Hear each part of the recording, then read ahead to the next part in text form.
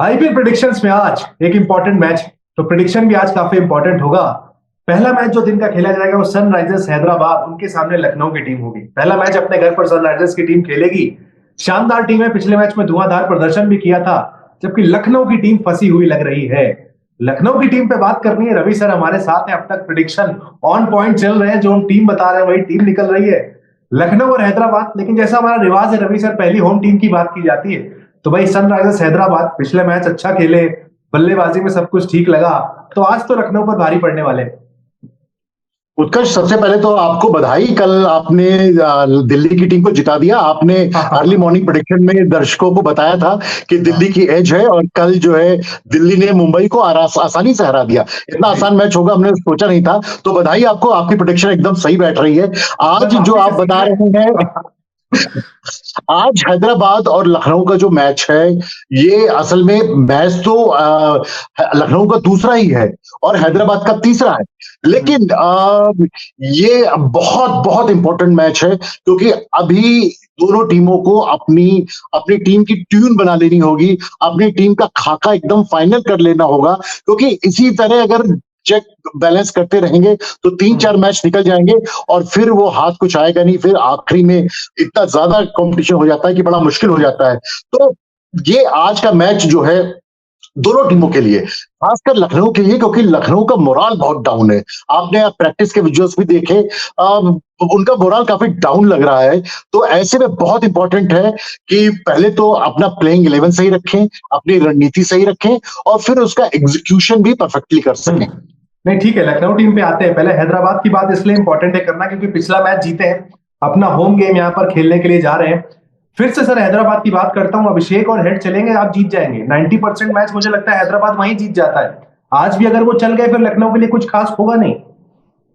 बिल्कुल सही बात कही और आपने। और उत्कर्ष, ये जो टॉप 5 और टॉप 6 इनका बनता है हैदराबाद का, वो इतना जबरदस्त बनता है कि वो अपने दिन किसी भी टीम का काम तमाम कर सकते हैं। हेड चल जाए, अकेले हेड चल जाए, मैच खत्म। अकेले शर्मा जी चल जाए, मैच खत्म। उसके बाद ईशान किशन आते हैं, उसके बाद ये लोग रेड्डी को उतारते हैं, रेड्डी के बाद क्लासन आते हैं, क्लासन के बाद अनिकेत वर्मा आते हैं। बहुत सॉलिड जो है ये 6 बैटर हैं, और ये जो है काफी जो है असर डाल देंगे। इनमें से कोई एक भी अगर 10 से 11 ओवर खेल गया तो एक अच्छा स्कोर जरूर टांग देगा, और 2 चल गए तो फिर टीम एकदम सॉलिड तरीके से जाती है। पिछले मैच में क्लासन ने बहुत अच्छी बैटिंग दिखाई थी, उसके पहले वाले मैच में अनिकेत वर्मा बहुत शानदार दिखे थे। शर्मा जी भी थोड़ा बहुत दिख रहे हैं, हालांकि उनके ऊपर फाइन लग गया है, मैंने सुना उनके ऊपर सख्ती की है बीसीसीआई ने। तो ये जो एक माहौल बन रहा है इस पूरी टीम का, वो बड़ा अच्छा है। लेकिन इस बार मैं जरूर चाहूंगा कि 13 करोड़ रुपए बहुत ज्यादा होते हैं, बहुत ज्यादा होते हैं। ये लिविंगस्टोन को कुर्सी गर्म करने के लिए 13 करोड़ मत दीजिए, उनको उतारिए मैदान में, देखिए वो क्या इस्तेमाल आ सकते हैं, कैसे इस्तेमाल आ सकते हैं। और वो स्पिन अच्छी कर लेते हैं, रीजनेबली अच्छी स्पिन कर सकते हैं। बट तो वो जो किसकी जगह पर खिलाएंगे आप, विनिंग कॉम्बिनेशन कैसे छेड़ेंगे? देखो, हेड हो गए आपके, एक फॉरेन प्लेयर हो गए, ठीक है, क्लासन एक आपके फॉरेन प्लेयर हो गए। ये क्या कर रहे हैं ये लोग, पेन, जो डैन पेन है और मलिंगा, ईशान मलिंगा, दोनों को खिला रहे हैं। पेन को बाहर रखा जा सकता है और लियाम लिविंगस्टन को चांस दिया जा सकता है। जो फास्ट बॉलिंग कॉम्बिनेशन बनेगा वो जयदेव उनदकट और ईशान मलिंगा के साथ बनेगा, जिसमें रेड्डी, पिछले मैच में रेड्डी ने अच्छी बॉलिंग की, मेरे ख्याल से 2 विकेट लिए उन्होंने। फास्ट बॉलिंग जी, तो जो फास्ट बॉलिंग, उससे पहले एक मैच में हमने उनकी काफी आलोचना भी की थी, शायद उन तक बात पहुंच गई। तो उनदकट, मलिंगा और एनकेआर, ये 3 आपके फास्ट बॉलिंग बनेंगे। और स्पिन में आपके साथ हर्ष दुबे, लियाम लिविंगस्टन और अपने शर्मा जी, ये जोड़ करके आएंगे। और हर्षल पटेल जो है, अगर वो होते हैं तो वो एक कड़ी हो जाएंगे। तो बॉलिंग इनकी रीजनेबली बहुत अच्छी हो जाएगी और बैटिंग भी इनकी लंबी हो जाएगी, अगर ये एक चेंज करते हैं, या तो पेन को खिला लें, मलिंगा को बैठा लें, या तो मलिंगा को खिला लें, पेन को बैठा लें। आप एक बार अपनी प्लेइंग 12 बता भी दें कि आपका प्लेइंग 12 क्या लग रहा है, आप जो बनाकर बेस्ट आपको लग रहा है। मुझे लगता है कि देखिए, शुरुआत के 6 नंबर तक कुछ चेंज करने की जरूरत नहीं है। ट्रेविस हेड है, अभिषेक शर्मा है, ईशान किशन है, एनकेआर है, नीतीश रेड्डी, उसके बाद क्लासन, फिर वर्मा। तो ये 6 एकदम सॉलिड है। 7वें नंबर पे लियाम लिविंगस्टोन आएंगे, 8वें नंबर पे हर्ष दुबे आएंगे, और 9वें नंबर पे हर्षल पटेल आएंगे। तो 9 नंबर तक बैटिंग हो गई आपकी। ठीक है। और उसके बाद आपके दो बॉलर मलिंगा और उनटकट हो जाएंगे। अब इसमें आप पेन को भी ले सकते। एक और प्लेयर है जो मिसिंग है इस प्लेइंग 11 में और जिसका अच्छा इस्तेमाल हो सकता है, चाहे तो हर्षद पटेल की जगह भी देख सकते हैं, वो है शिवम मावी। शिवम मावी अच्छे ऑलराउंडर हैं। जूनियर क्रिकेट में तो उन्होंने बहुत नाम कमाया था, ऊपर भी उन्होंने थोड़े बहुत रंग दिखाए। तो मुझे लगता है शिवम मावी को भी चांस दिया जा सकता है, तो एक अच्छा प्लेइंग 11 बन जाएगा इनका। ठीक है, तो इस प्लेइंग 11 में ज्यादा बदलाव की गुंजाइश लगती नहीं है। पहला पिछला मैच जीते हैं तो यहाँ पर चाहेंगे कि उसी कॉम्बिनेशन के साथ खेलें, या एक बदलाव लिविंगस्टन को ला सकते हैं, रवि सर को ऐसा लगता है। अब आते हैं लखनऊ की टीम पर। आपका प्रेडिक्शन 23 मार्च को था कि मैं चाहता हूं ऋषभ पंत ओपनिंग करें। सुन ली ऋषभ पंत ने आपकी बात, ओपनिंग करने चले गए, लेकिन अनफॉर्चुनेट रहे वहां पर। और उसके बाद मैच के बाद जब उनसे पूछा गया कि ऋषभ पंत क्या आप पूरे सीजन ओपनिंग करेंगे, तो उन्होंने कहा 50-50 है। मतलब अभी भी कोई गारंटी नहीं है। ऋषभ पंत खुद अपने आप को लेकर अनश्योर है सर। सर और सोचिए ये कैप्टन टीम कैसे परफॉर्म करेगी? एग्जैक्टली बहुत अच्छा पॉइंट पकड़ा है उत्कर्ष आपने, बहुत शानदार पॉइंट है। अगर कप्तान ही अनसर्टेन है, वो 50-50 जैसे जवाब दे रहा है, तो फिर बड़ा मुश्किल है। और लखनऊ की जितनी भी कारगुजारी रही है वो इसी 50-50 में ही रही है। अगर आप देखें तो 16 में से 5-6 मैच जीते हैं जो 50 से थोड़ा कम बैठता है, और उसके बाद ऐसे कुछ मैचों में बहुत अच्छा खेल जाते हैं, कुछ मैचों में बहुत खराब खेल जाते हैं, एक दो लड़ाई झगड़े की बातें हो जाती हैं।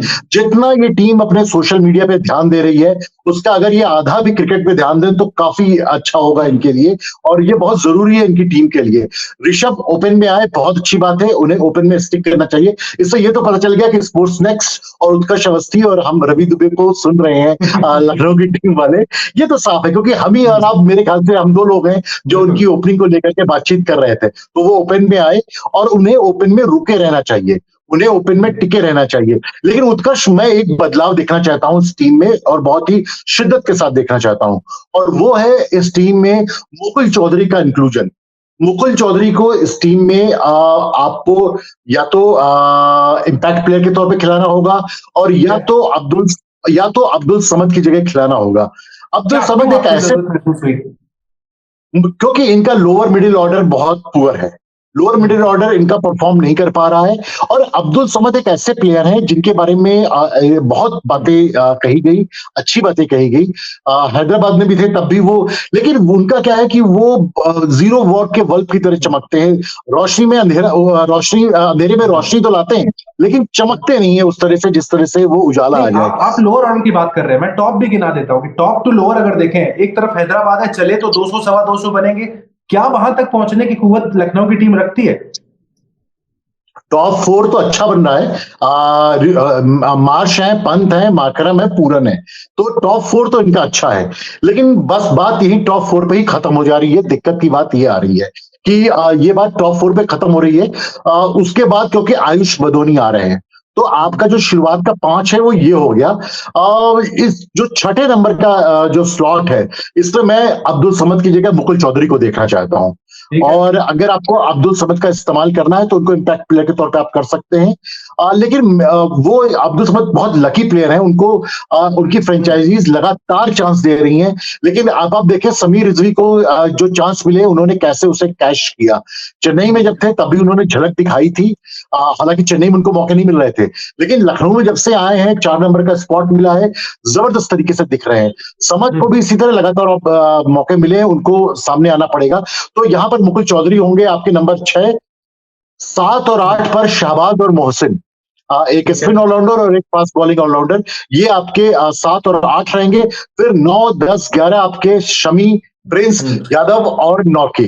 प्रिंस मुझे बहुत अच्छे लगे पिछले मैच में, बहुत अच्छी बॉलिंग की उन्होंने, उनकी गति भी थी उनके पास और समझदार भी दिख रहे थे। तो प्रिंस को तो मैं अब, अगर आप मुझे प्रिंस और नॉर्के में किसी एक को कहेंगे तो मैं प्रिंस को मानूंगा कि प्रिंस को खिला देते हैं। सर शमी ने भी 4 ओवर में 28 रन देकर एक विकेट निकाला था। शमी को तो अच्छा दिखना है, क्योंकि उनके बारे में तो मतलब हम ये जब वो बुरे जिस दिन करेंगे उस दिन उनके बारे में जिक्र करेंगे, क्योंकि शमी तो अच्छे प्लेयर हैं, अच्छा परफॉर्म करते हैं। और जिस तरह से उन्होंने केएल राहुल को पहली बॉल पे लपेट दिया, उसको लेकर के काफी जो है बातें कही जा रही थी, तो इसलिए शमी बहुत अच्छे दिखे। तो मैं फिर से आता हूं अपने उस 11 पे कि 7 और 8 पे शहबाज और मोहसिन, 9वें पे शमी, 10वें पे प्रिंस यादव और 11वें पे नॉर्की। इम्पैक्ट प्लेयर के तौर पे अगर आपको स्पिन की जरूरत दिखे तो आप राठी का इस्तेमाल कर सकते हैं, अगर आपको बैटिंग में इम्पैक्ट प्लेयर की जरूरत हो तो अब्दुल समद का इस्तेमाल कर सकते हैं। सर एक मैच अगर और ऋषभ पंत नहीं चलते एज एन ओपनर, अगले मैच में ऋषभ पंत मिडिल ऑर्डर या फिर एक मैच अभी और? मेरे ख्याल से 5 मैच, कम से कम 5 मैच ऋषभ पंत को देने होंगे एक ओपनर के तौर पर, उन्हें अपने आप को साबित करने के लिए। और नीचे भी कुछ उखड़ नहीं रहा है तो बेहतर है कि ऊपर ही से जो है ना। सर आपने कहा कि ऋषभ पंत मुझे ओपनर के तौर पर मैं देखना चाहता हूं, बट एट दिस एज जब वो कैप्टन है इस टीम के, क्या जरूरत पड़ गई एज एन ओपनर खुद को प्रूव करने की ऋषभ पंत को? क्या खुद के मिडिल ऑर्डर बैटिंग पे कॉन्फिडेंस नहीं है? नहीं, ऋषभ नीचे कहते हैं खुद के मिडिल ऑर्डर से ज्यादा ऋषभ, एक तो ये बात होती है उत्कर्ष की यहाँ पर एग्रेसिव अप्रोच के साथ जाना होगा।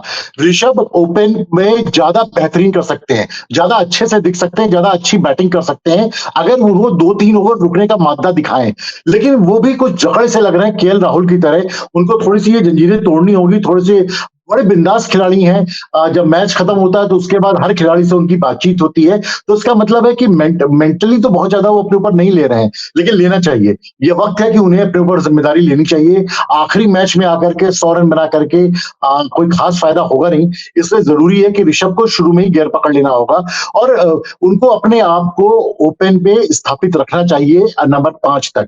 नीचे ऋषभ का इस्तेमाल उतना सही नहीं हो रहा था क्योंकि 4 नंबर पर अगर पूरन बैटिंग ऋषभ के नीचे आते ही 3 पे पूरक चले जाएंगे और 4 पर ऋषभ आएंगे, यही होगा ना। ऋषभ उस वक्त फंसे नजर आ रहे हैं और उसमें न उनसे परफॉर्म हो रहा है। और ऊपर वो ज्यादा अच्छा कर सकते हैं, जो घेरे को मार करके ज्यादा खेल सकते हैं और मार्करम तो नंबर 3 पे बैटिंग करते ही हैं, तो ज्यादा परिवर्तन नहीं होगा। इसलिए ऋषभ को लेफ्ट हैंड राइट हैंड का कॉम्बिनेशन भी ऊपर सेट हो जाएगा, उन्हें ओपन ही करना चाहिए। ठीक है, प्रिडिक्शन मीटर की बात कर लेते हैं। चूंकि अपने घर पर हैदराबाद खेल रहा है, पिछला मैच जीत कर आया है, तो मुझे लगता है कि सर एज यहाँ पर सनराइजर्स हैदराबाद के पास आज है। उत्कर्ष, एक उससे पहले बात मैं जोड़ना चाहूंगा, क्योंकि हमें लगता है कि लखनऊ की जो टीम है वो हमारी जो बातचीत है उसे सुनती है, उसको ध्यान में रखती है, ये हमने कई बार नोटिस किया है। तो एक सलाह उनके लिए जरूर है कि अगर उन्हें अपने को मैच जिताना है, अगर उनको अपनी टीम को मैच जिताना है तो उनको अपने नंबर 5, नंबर 6 और नंबर 7 पे बहुत काम करना होगा। 5, 6 और 7 ये वो किला है जिसको अगर वो मजबूत कर ले जाते हैं और एग्रेसिव अप्रोच के साथ मजबूत कर लेते हैं तो लखनऊ की टीम टूर्नामेंट जीतने लायक टीम बन सकती है। तो प्रेडिक्शन मीटर की तरफ चलते हैं कि भाई प्रेडिक्शन क्या कहता है, सनराइजर्स हैदराबाद इस मुकाबले को जीत सकता है, लखनऊ की टीम ज्यादा मजबूत लगती है? क्योंकि मुझे लगता है सनराइजर्स अपने घर पर खेल रहा है तो एडवांटेज उनके पास यहां पर होगा। रवि सर, प्रेडिक्शन मीटर क्या कहते हैं? उत्कर्ष, जहां तक प्रेडिक्शन मीटर की बात है तो मुझे तो ऐसा लगता है कि हैदराबाद को ही एज है।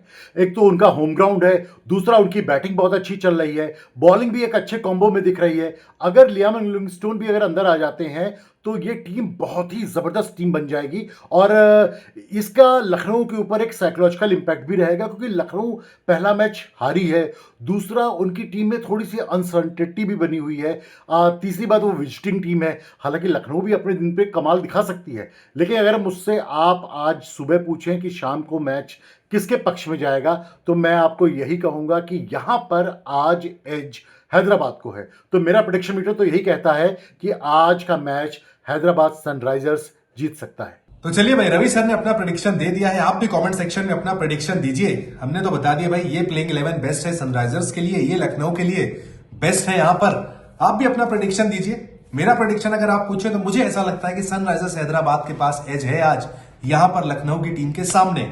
आपका प्रेडिक्शन आप भी कमेंट सेक्शन में दीजिए कि आज सनराइजर्स की टीम जीतेगी या फिर लखनऊ की टीम उनको ही उनके घर पर हराकर बाजी मार ले जाएगी। कमेंट सेक्शन में अपना प्रेडिक्शन लगातार देते रहिए।